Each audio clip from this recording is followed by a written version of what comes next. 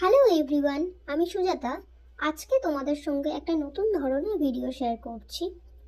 আজকের কেকটা ছিল একটা হাফ পাউন্ডের চকলেট ফ্লেভারের কেক। তো আমি প্রথমেই কেকটাকে দুটো স্লাইস করে নিয়েছি। আশা করি তোমরা দেখতেই পাচ্ছ কেকটা কতটা স্পঞ্জি হয়েছে। তো আমি এখানে কেক বেসের উপরে সামান্য একটু ক্রিম ইউজ করেছি, যাতে কেকটা ডেলিভারির সময় কোনো রকম ভাবে সরে না যায়।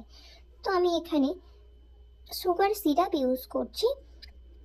সুগার সিরাপটা ইউজ করলে কেকটা অনেক বেশি স্পঞ্জি হয় এবং খেতে অনেকটা ভালো লাগে। নর্মাল কেকের থেকে চকলেট কেকে সুগার সিরাপ একটু বেশি ইউজ করতে হয়, যেহেতু কোকো পাউডার থেকে একটু বেশি জল অ্যাবসর্ব করে থাকে।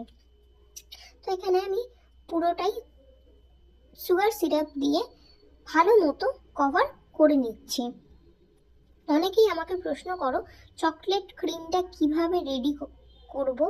তো চকলেট ক্রিমটা হোয়াইট ক্রিমের সঙ্গে চকলেট গানাশ ইউজ করে আমরা রেডি করব, তাহলেই দেখব আমরা ঠিক এরকমই চকলেট ক্রিম রেডি হয়ে গেছে। তো এখানে এটাকে আমি ভালো মতো স্প্রেড করে দিচ্ছি কেকের লেয়ারটাতে। এরপরে আমি ইউজ করছি choco chips. Choco chips use করলে কেকটা খেতে আরও বেশি ভালো লাগে।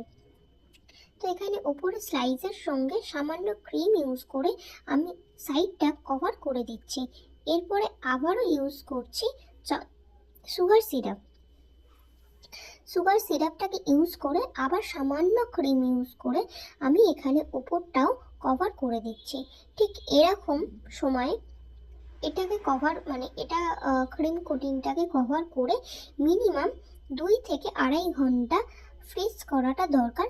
যদি একান্তই হাতে সময় না থাকে মিনিমাম 1/2 ঘন্টা ফ্রিজ করলে পরের টপ ডেকোরেশনটা করতে ভালো হয় এবং খুব স্মুথলি করা যায়, কোনো ক্রাম্পস আসে না।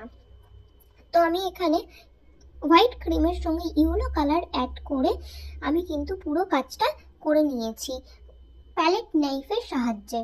আমি এখানে কোনো রকম স্ক্র্যাপার ইউজ করছি না। যারা নতুন আছো তারা কিন্তু এরকম ভাবেই কাজটা করতে পারো, তাহলে স্ক্র্যাপার না কিনলেও হবে। তবে হ্যাঁ, স্ক্র্যাপারটা কিনলে বড় বড় কেকের ক্ষেত্রে তোমরা ইজিলি কাজটা করতে পারবে।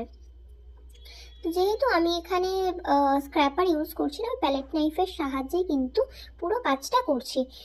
ওপরের টপ পোর্শনটা আমি কিন্তু আলতো হাতেই খুব সুন্দরভাবে কাজটা করছি। আশা করি তোমরা দেখে বুঝতেই পারছো। তো আমি এখানে আরও একটু পিঙ্ক কালারের ক্রিম দিয়ে